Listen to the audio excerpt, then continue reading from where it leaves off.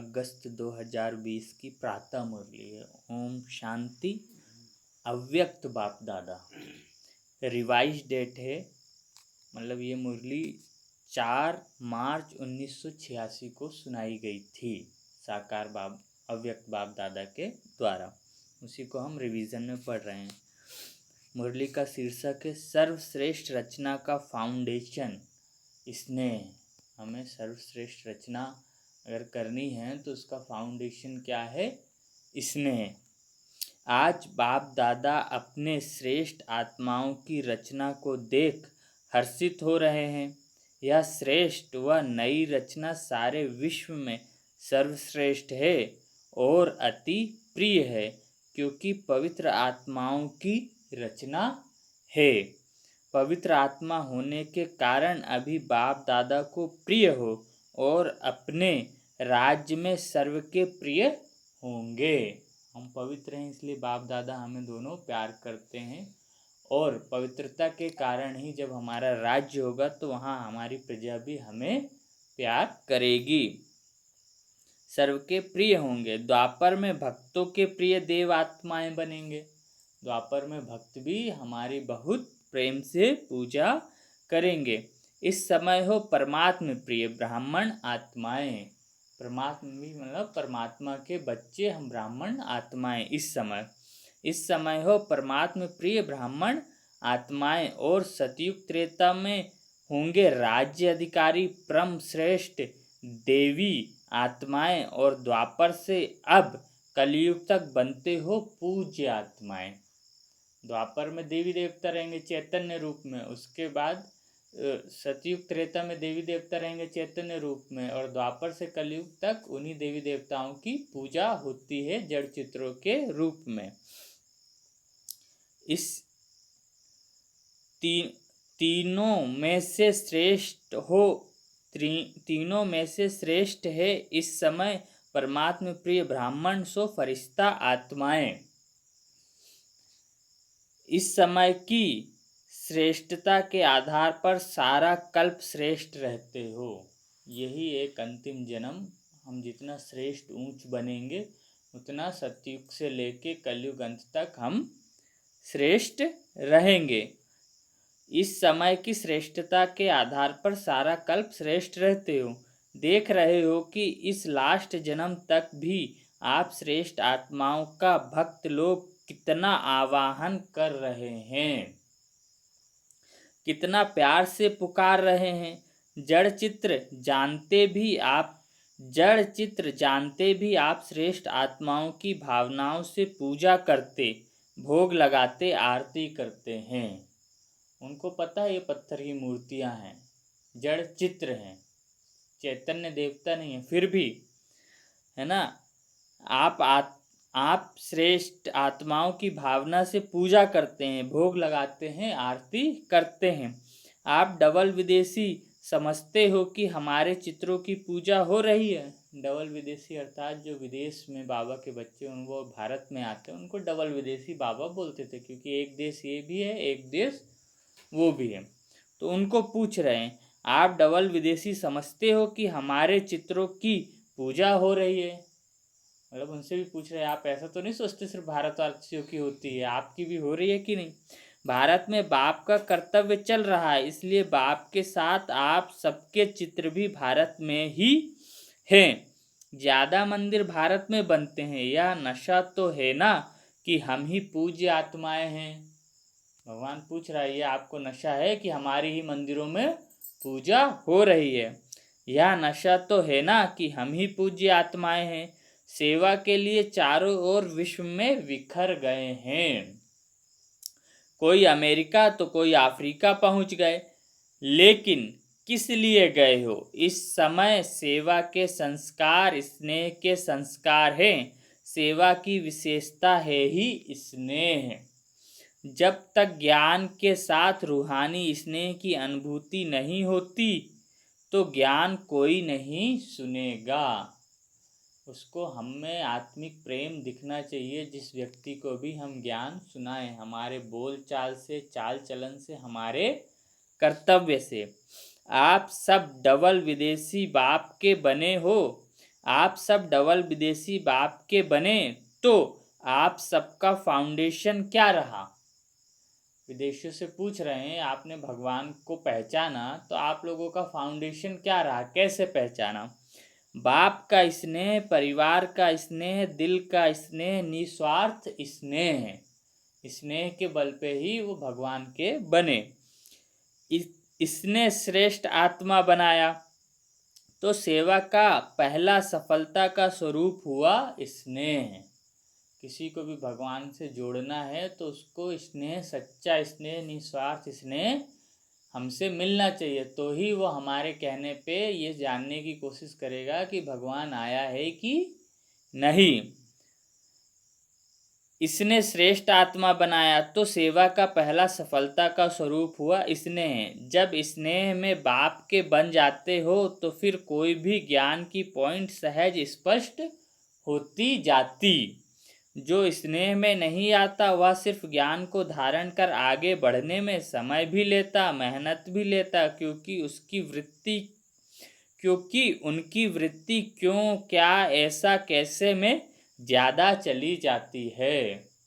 जिसको प्रेम हो गया भगवान से वो क्वेश्चन नहीं करेगा ये क्यों हो रहा है, वो क्यों, वो मानता चलेगा कि भगवान जो बोल रहे हैं वो सब सत्य है। और जिसको स्नेह नहीं है वो प्रश्न करेगा ये क्यों हो रहा है, वो क्यों हो रहा है, ऐसा क्यों हुआ, वैसा क्यों हुआ, ये शास्त्र में ऐसा है, वो शास्त्र में वैसा है। और स्नेह में जब लवलीन हो जाते हैं तो स्नेह के कारण बाप का हर बोल स्नेह ही लगता। क्वेश्चन समाप्त हो जाते। बाप का स्नेह आकर्षित करने के कारण क्वेश्चन करेंगे तो भी समझने के रूप में करेंगे। प्रेम होगा तो प्रश्न पूछेंगे तो समझने के लिए, उलझाने के लिए नहीं। अनुभवी होना, जो प्यार में खो जाते हैं तो जिससे प्यार है उसको वह जो बोलेगा उनको वह प्यार ही दिखाई देगा। तो सेवा का मूल आधार है स्नेह। बाप भी सदैव बच्चों को स्नेह से याद करते हैं, स्नेह से बुलाते हैं, स्नेह से ही सर्व समस्याओं से पार कराते हैं। तो ईश्वरीय जन्म का, ब्राह्मण जन्म का फाउंडेशन है ही स्नेह। ईश्वरीय जन्म का, ब्राह्मण जन्म का फाउंडेशन है ही स्नेह। जब तक हमें भगवान से प्यार नहीं होगा, ब्राह्मण परिवार से प्यार नहीं होगा, अपने इस दिव्य जन्म से प्यार नहीं होगा, हम चल नहीं सकते। स्नेह के फाउंडेशन वालों को कभी भी कोई मुश्किल बात नहीं लगेगी। स्नेह के कारण उमंग उत्साह रहेगा। जो भी श्रीमत बाप की है हमें करना ही है। भगवान जो भी हमें बोलेंगे हम वो करेंगे ही, क्योंकि हमें भगवान से प्यार है। देखेंगे, करेंगे या स्नेह के लक्षण नहीं। बाप ने मेरे प्रति कहा है, मुझे करना ही है। यह है स्नेही आशिक आत्माओं की स्थिति। स्नेही हलचल वाले नहीं होंगे। जो भगवान को प्रेम करेंगे उनके अंदर हलचल नहीं होगी। सदा बाप और मैं, तीसरा ना कोई। सदा बाप और मैं, तीसरा ना कोई। जैसे बाप बड़े ते बड़ा है, स्नेही आत्मा भी सदा बड़ी दिल वाली होती है। छोटी दिल वाले थोड़ी थोड़ी बात में मूंझेंगे, छोटी बात भी बड़ी हो जाएगी। बड़ी दिल वालों के लिए बड़ी बात छोटी हो जाएगी। डबल विदेशी सब बड़ी दिल वाले हो ना। बाप दादा सभी डबल विदेशी बच्चों को देख खुश होते हैं। कितना दूर दूर से परवाने समा के ऊपर फिदा होने पहुंच जाते हैं। कितना दूर दूर से परवाने समा के ऊपर फिदा होने पहुंच जाते, पक्के परवाने हैं। आज अमेरिका वालों का टर्न है। अमेरिका वालों को बाप कहते हैं आ मेरे। अमेरिका वालों को बाप कहते हैं आ मेरे। अमेरिका वाले भी कहते हैं आ मेरे। यह विशेषता है ना। वृक्ष के चित्र में आदि से विशेष शक्ति के रूप में अमेरिका दिखाया हुआ है। जब से स्थापना हुई है तो अमेरिका को बाप ने याद किया है।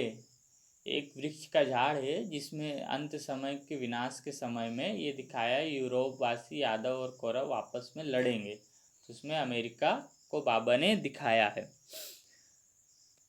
वृक्ष के चित्र में आदि से विशेष शक्ति के रूप में अमेरिका दिखाया हुआ है। जब से स्थापना हुई है तो अमेरिका को बाप ने याद किया। विशेष पाठ है ना, जैसे एक विनाश की शक्ति श्रेष्ठ है, दूसरी क्या विशेषता है? विशेषताएं तो स्थान की है ही, लेकिन अमेरिका की विशेषता यह भी है, एक तरफ विनाश की तैयारी भी ज़्यादा है, दूसरी तरफ फिर विनाश को समाप्त करने की यूएन भी वहाँ है। विनाश मतलब युद्ध की सामग्री, परमाणु बम सबसे ज़्यादा उसी ने बना के रखे हैं, और विश्व में शांति हो उसके लिए यूनाइटेड नेशन का संगठन भी उसने बना के रखा हुआ है। वही बाबा बता रहे हैं, एक तरफ विनाश की शक्ति, दूसरे तरफ है सभी को मिलाने की शक्ति, तो डबल शक्ति हो गई ना। वहाँ सभी को मिलाने के लिए प्रयत्न करते हैं तो वहाँ से ही फिर यह रूहानी मिलन का भी आवाज बुलंद होगा। विदेश से ही आवाज निकलेगा कि भारत में भगवान आ गया है, तब लोग मानेंगे। और अभी भी वहाँ के लोगों ने एक चैनल भी शुरू किया है, अवेकनिंग नहीं, ओम शांति चैनल, है ना। तो ऐसे ही, क्योंकि भारत में तो अभी लोग मान नहीं रहे हैं। जब विदेश में डंका बजेगा कि भारत में है तो फिर पीछे पीछे आएंगे। जैसे यहाँ से विदेश जाते हैं, फिर विदेश में जाके फिर भारत वापस आते हैं कि नहीं भारत की ही महिमा है, ऐसे ही। तो डबल शक्ति हो गई ना, वहाँ सभी को मिलाने के लिए प्रयत्न करते हैं तो वहाँ से ही फिर यह रूहानी मिलन का भी आवाज़ बुलंद होगा। वह लोग तो अपनी रीति से सभी को मिलाकर शांति का प्रयत्न करते हैं, लेकिन यथार्थ रीति से मिलाना तो आप लोगों का ही कर्तव्य है ना। वह मिलाने की कोशिश करते भी हैं लेकिन कर नहीं पाते हैं। वास्तव में सभी धर्म की आत्माओं को एक परिवार में लाना है आप ब्राह्मणों का वास्तविक कार्य। सभी धर्म की आत्माओं को ये बताना है कि हम सबका पिता एक है, परमात्मा, और हम सब उसकी संतान, हम सब आपस में भाई भाई हैं। यह विशेष करना है। जैसे विनाश की शक्ति वहाँ श्रेष्ठ है, ऐसे ही स्थापना की शक्ति का आवाज बुलंद हो। विनाश और स्थापना साथ साथ दोनों झंडे लहरावे। विनाश तो होना ही है, उसका तो चल ही रहा है दुनिया में सब, हमें स्थापना का झंडा लहराना है। शिव बाबा का झंडा सबके सामने प्रत्यक्ष करना है कि भगवान धरती पर आ गया है। एक साइंस का झंडा और एक साइलेंस का झंडा। साइलेंस, शांति।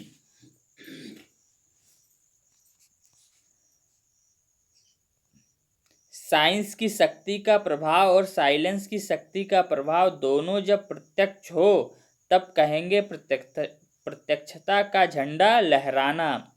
जैसे कोई वीआईपी किसी भी देश में जाते हैं तो उनका स्वागत करने के लिए झंडा लगा लेते हैं ना। अपने देश का भी लगाते हैं और जो जाते हैं उनके देश का भी लगाते हैं। तो परमात्मा अवतरण का भी झंडा लहरावें, शिव बाबा का झंडा भी लहराएं, परमात्मा कार्य का भी स्वागत करें, बाप का झंडा कोने कोने में लहरावे, तब कहेंगे विशेष शक्तियों को प्रत्यक्ष किया। यह गोल्डन जुबली का वर्ष है ना, उस समय यज्ञ को 50 साल हुए। यह गोल्डन जुबली का वर्ष है ना, तो गोल्डन सितारा सभी को दिखाई दे।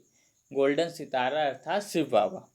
कोई विशेष सितारा आकाश में दिखाई देता है तो सभी का अटेंशन उस तरफ जाता है ना। यह गोल्डन चमकता हुआ सितारा सभी की आंखों में, बुद्धि में दिखाई दे। यह है गोल्डन जुबली मनाना। यह सितारा पहले कहाँ चमकेगा, पूछ रहे हैं बाबा। यह सितारा पहले कहाँ चमकेगा, मतलब कहाँ प्रत्यक्षता होगी कि भगवान आ गया है। अभी विदेश में अच्छी वृद्धि हो रही है और होनी ही है। बाप के बिछड़े हुए बच्चे कोने कोने में जो छुपे हुए हैं वह समय प्रमाण संपर्क में आ रहे हैं। समय प्रमाण अर्थात जब उनका भगवान से मिलने का समय होता है तो आते हैं। जैसे आप लोगों का हुआ तो आप लोग आ गए। सभी एक दूसरे सेवा में उमंग उत्साह से आगे बढ़ रहे हैं। हिम्मत से मदद भी बाप की मिल जाती है। हिम्मत रखो तो भगवान की मदद भी मिल जाती है। ना उम्मीद में भी उम्मीद के दीपक जग जाते हैं। दुनिया वाले सोचते हैं यह होना तो असंभव है, बहुत मुश्किल है, और लगन निर्विघ्न बनाकर उड़ते पंछी के समान उड़ाते पहुंचा देती है। और लगन निर्विघ्न बनाकर उड़ते पंछी के समान उड़ाते पहुंचा देती है। अगर लगन है तो हम पहुंच जाते हैं। डबल उड़ान से पहुंचे हो ना, विदेशियों को बोल रहे हैं डबल उड़ान। एक मन की उड़ान से, लगन की उड़ान से, और एक हवाई जहाज की उड़ान से पहुंचे हो ना। एक प्लेन, दूसरा बुद्धि का विमान। हिम्मत उमंग के पंख जब लग जाते हैं तो जहां भी उड़ना चाहे उड़ सकते हैं। बच्चों की हिम्मत पर बाप दादा सदा बच्चों की महिमा करते हैं। हिम्मत रखने से एक से दूसरा दीपक जगते माला तो बन गई है ना। हिम्मत रखते एक से दूसरा दीपक जगते माला तो बन गई है। एक से दो, दो से तीन, जगते जगते माला बन गई है। मोहब्बत से जो मेहनत करते हैं उसका फल बहुत अच्छा निकलता है। भगवान से प्यार करके उसका कार्य कोई करे तो उसका फल बहुत अच्छा निकलता है। यह सभी के सहयोग की विशेषता है। कोई भी बात हो लेकिन पहले दृढ़ता स्नेह का संगठन चाहिए। कोई भी बात हो पहले दृढ़ता स्नेह का संगठन चाहिए।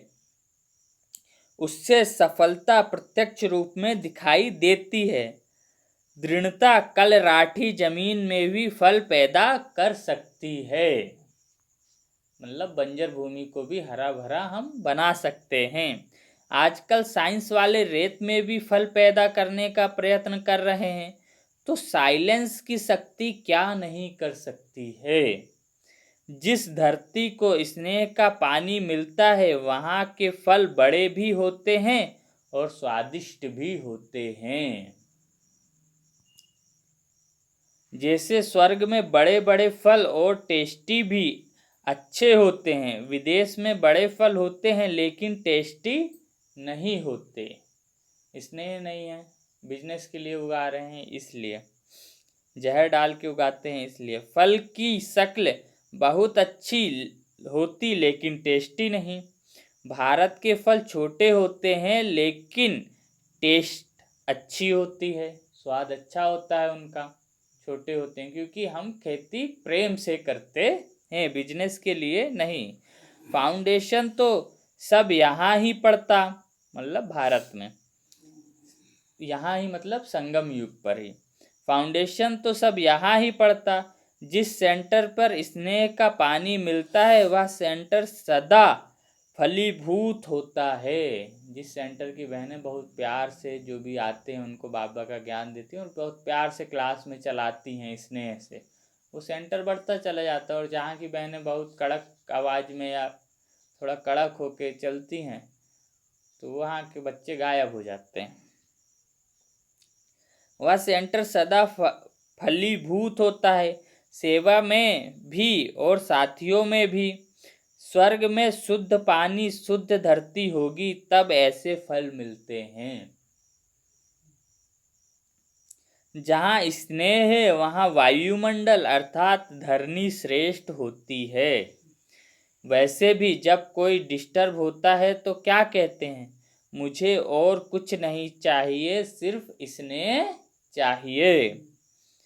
तो डिस्टर्ब होने से बचने का साधन भी स्नेह ही है। बाप दादा को सबसे बड़ी खुशी इस बात की है कि खोए हुए बच्चे फिर से आ गए हैं। हम खोए हुए, भगवान से बिछड़े हुए बच्चे अब फिर से मिल गए हैं। अगर आप वहाँ नहीं पहुँचते तो सेवा कैसे होती, इसलिए बिछुड़ना भी कल्याणकारी हो गया। विदेशियों को बोल रहे हैं, अगर आप भारत छोड़ के मतलब भारत से विदेश में नहीं पहुँचते तो वहाँ सेवा कैसे होती, कौन वहाँ भगवान का संदेश देता और कौन ज्ञान सुनता। अगर आप वहाँ नहीं पहुँचते तो सेवा कैसे होती, इसलिए बिछुड़ना भी कल्याणकारी हो गया और मिलना तो है ही कल्याणकारी। अपने अपने स्थान पर सब अच्छे उमंग से आगे बढ़ रहे हैं और सभी के अंदर एक लक्ष्य है कि बाप दादा की जो एक ही आस है कि सर्व आत्माओं को अनाथ से सनाथ बना दें, यह आस हम पूर्ण करें। सर्व आत्माएं अनाथ हैं क्योंकि अपने परम पिता परमात्मा को नहीं जानती। अनाथ से सनाथ बना दे अर्थात उनको उनके पिता से मिला दे। सभी ने मिलकर जो शांति के लिए विशेष प्रोग्राम बनाया है वह भी अच्छा है। कम से कम सभी को थोड़ा साइलेंस में रहने का अभ्यास कराने के निमित्त तो बन जाएंगे।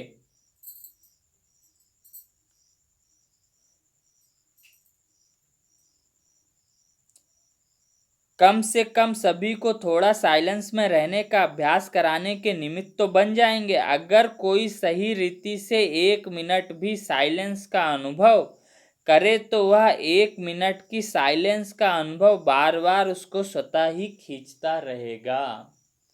एक बार भी योग में अगर आपको भगवान का अनुभव हो गया, किसी भी आत्मा को हो गया, तो वो बार बार उसको याद करेगी और उसको अनुभव करने का प्रयास करेगी। क्योंकि सभी को शांति चाहिए लेकिन विधि नहीं आती है, संग नहीं मिलता है, जबकि शांति प्रिय सब आत्माएं हैं। तो ऐसी आत्माओं को शांति की अनुभूति होने से स्वतः ही आकर्षित होते रहेंगे। बाबा को याद करें।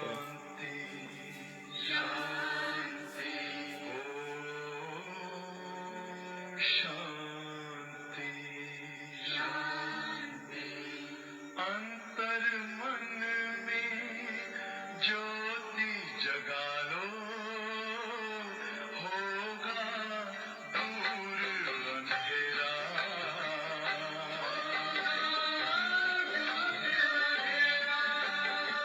शिव का कर लो ध्यान, आ रहा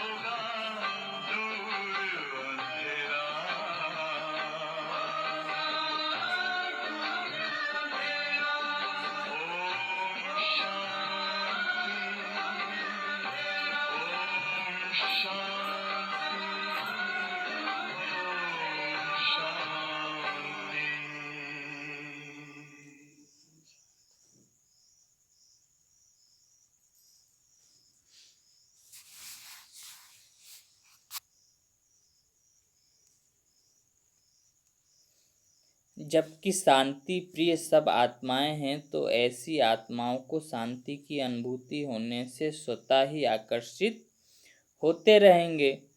हर स्थान पर अपने अपने विशेष कार्य करने वाले अच्छी निमित्त बनी हुई श्रेष्ठ आत्माएं हैं, तो कमाल करना कोई बड़ी बात नहीं है।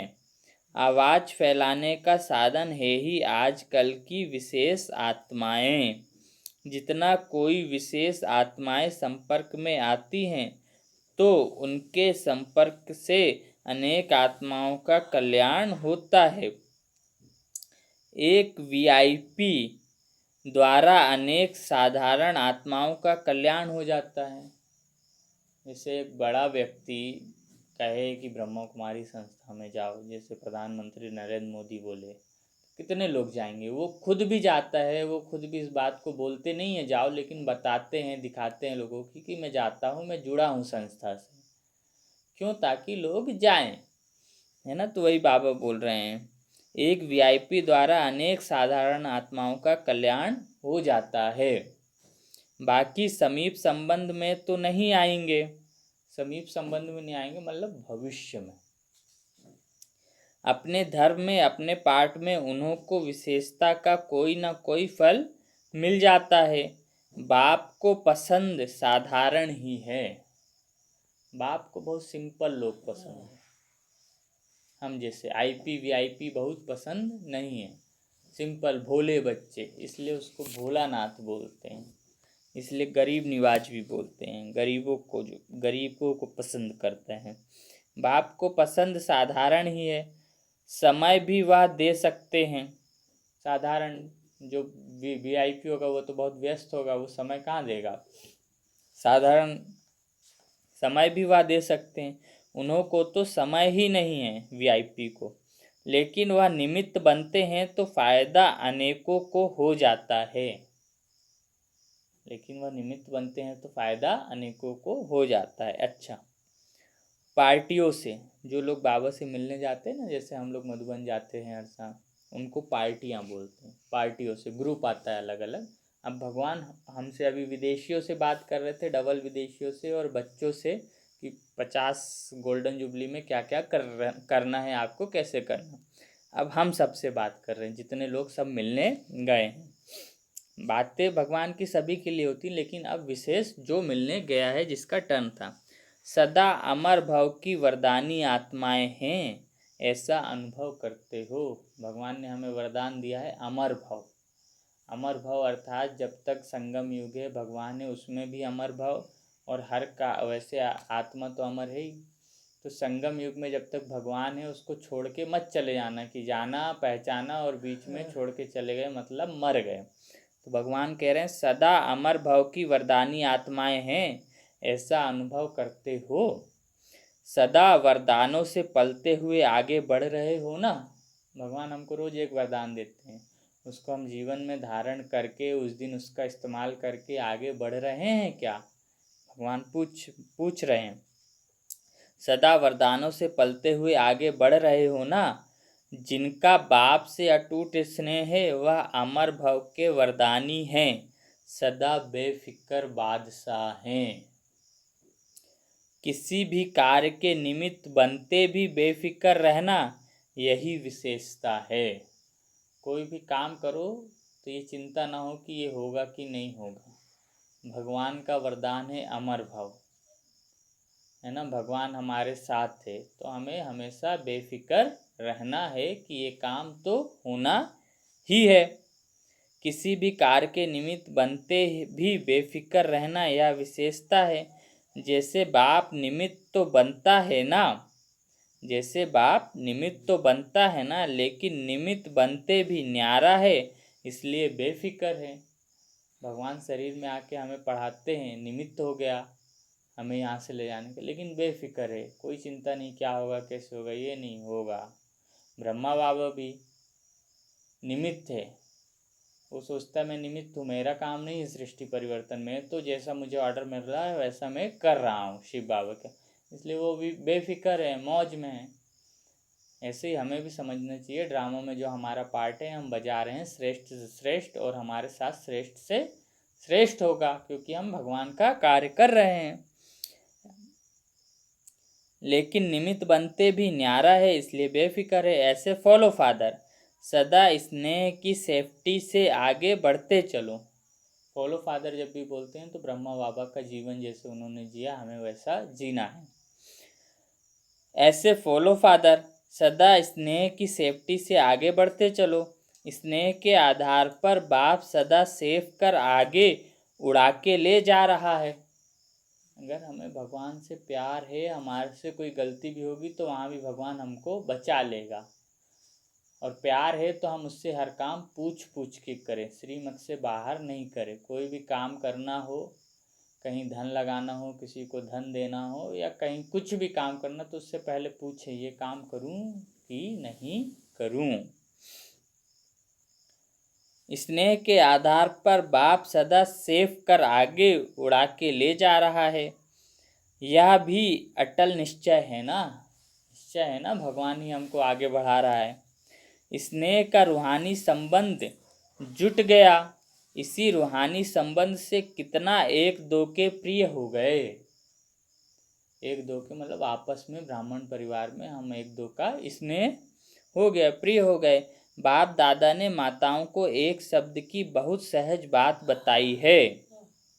क्या बताई है? एक शब्द याद करो, बस, मेरा बाबा। बस, मेरा पति, मेरा बच्चा, ये मेरा घर, ये नहीं, मेरा बाबा। और ये सब बाबा का, और ये सब बाबा का है तो मेरा भी है, लेकिन जो सिर्फ मेरा है वो मेरा बाबा, अर्थात जो मेरा है वो भगवान ही है। ये एक धुन अंदर लगी रहे। बाप दादा ने माताओं को एक शब्द की बहुत सहज बात बताई है। एक शब्द याद करो, मेरा बाबा। बस, मेरा बाबा कहा और सब खजाने मिले। यह बाबा शब्द ही चाबी है खजानों की। ये बाबा शब्द चाबी है खजानों की, क्योंकि जब हमें बाबा का सुमिरन रहेगा तब हमारे विकर्म विनाश होंगे, हम पवित्र बनेंगे, हम में दिव्य गुण आएंगे, भगवान की शक्तियाँ आती जाएंगी, और जितना हम पवित्र होंगे, जितना दिव्य गुण होंगे, उतना ऊंच पद पाएंगे स्वर्ग में। इसलिए यह बाबा शब्द ही चाबी है खजानों की। माताओं को चाबी संभालना अच्छा आता है ना, माताओं को चाबी संभालना अच्छा आता है ना। भगवान इतनी सरल युक्ति बताते हैं कि आप मुझे याद रख सको हर तरीके से। अब देखो, भगवान मेरा बाबा बता दिया, खजानों की चाबी, चाबी बांध के रखना तो आता ही है, तो जब भी चाबी देखेगी माता उसको याद आएगा बाबा मेरा, है ना। जो खजाना चाहे वह मिल सकता है। एक खजाने की चाबी नहीं है, सभी खजानों की चाबी है। बाबा में जो गुण हैं, जो शक्तियाँ हैं, जो कलाएं हैं, और जो वो विश्व का मालिक है, वो सब हमें मिल जाएगा। बस एक कि मेरा बाबा, इसके अलावा दुनिया में मेरा कुछ भी नहीं। एक खजाने की चाबी नहीं है, सभी खजानों की चाबी है। बस बाबा बाबा कहते रहो तो अभी भी बालक सो मालिक, और भविष्य में भी मालिक। बाबा बाबा कहते रहो तो हम भगवान के बच्चे, तो हम मालिक हो ही गए, क्योंकि बाप की प्रॉपर्टी का हक तो बच्चे को होता है अभी, और भविष्य में भी हम विश्व के मालिक बनेंगे, देवी देवता बनेंगे तो विश्व के मालिक तो होंगे ही। सदा इसी खुशी में नाचते रहो, इसी खुशी में नाचो कि हम भगवान के बच्चे हैं और अभी भी मालिक हैं, क्योंकि भगवान विश्व का मालिक है, और भविष्य में तो हम होंगे ही। उस समय तो सिर्फ भारत ही होगा और देवी देवता ही होंगे सतयुग में। अच्छा, मीठे मीठे सिकी लधे बच्चों प्रति माता पिता बाप दादा का याद प्यार और गुड मॉर्निंग। रूहानी बाप की रूहानी बच्चों को नमस्ते। और हम रूहानी बच्चों की रूहानी माता पिता मम्मा बाबा बाप दादा को याद प्यार गुड मॉर्निंग और नमस्ते। शुक्रिया बाबा शुक्रिया, आपका पद्मा पदम शुक्रिया। आज का वरदान है निश्चय की अखंड रेखा द्वारा नंबर 1 भाग्य बनाने वाले विजय के तिलकधारी भव। भगवान में अखंड निश्चय, खंडित नहीं होना चाहिए। मतलब आज परिस्थिति आ गई ऊपर नीचे तो हाय भगवान कैसा करूं, ये बोला मतलब खंडित। निश्चय मतलब जो हो रहा है कल्याणकारी है। भगवान ने कहा है इस संगम युग पर जो भी हो रहा है कल्याणकारी है। भले आपका बच्चा मर जाए, संपत्ति लुट जाए, बीमार पड़ जाओ, सब कल्याणकारी है। क्यों, कैसे? क्योंकि हमारा जो कर्मों का हिसाब किताब है, जो पाप कर्म है, वो सब चुकतू हो रहा है। अगर हम योग बल से चुकतू नहीं करेंगे तो वो परिस्थितियों से होगा। अब परिस्थितियों से जब होगा तो उसमें हम बीमार भी पड़ सकते हैं, हमारी संपत्ति भी लुट सकती है, हमारे सगे संबंधी भी शरीर छोड़ सकते हैं।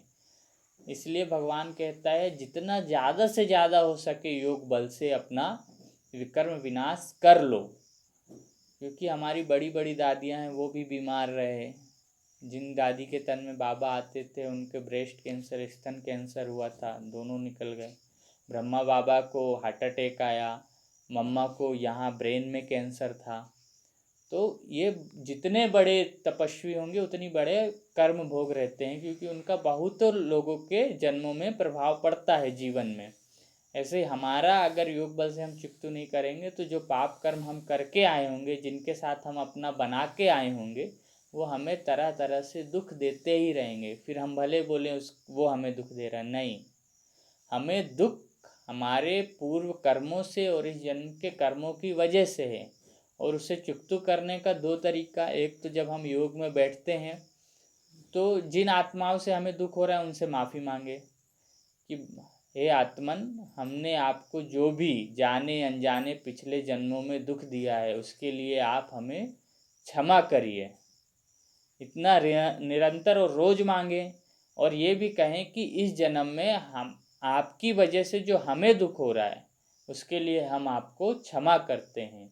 ऐसे करते करते हमारा ये कम हो जाएगा। और बहुत सी आत्माएं जो हमें नहीं जानती और हमें दुख होता है उसके लिए मांगे कि विश्व में जितनी भी आत्माएं हैं उनको हमने जाने अनजाने जो भी दुख दिया है उसके लिए हम आपसे क्षमा मांगते हैं, हमें क्षमा करिए। और आपकी वजह से हमें जाने अनजाने में जो दुख हो रहा है उसके लिए हम आपको क्षमा करते हैं। इस तरह से हम अपने पाप कर्मों को कम कर सकते हैं। और ये निरंतर रोज करने वाला अभ्यास है जब तक हम जीवित इस शरीर में हैं। वरदान है निश्चय की अखंड रेखा द्वारा नंबर 1 भाग्य बनाने वाले विजय के तिलकधारी भव। विस्तार, जो निश्चय बुद्धि बच्चे हैं वह कभी भी कैसे व ऐसे के विस्तार में नहीं जाते।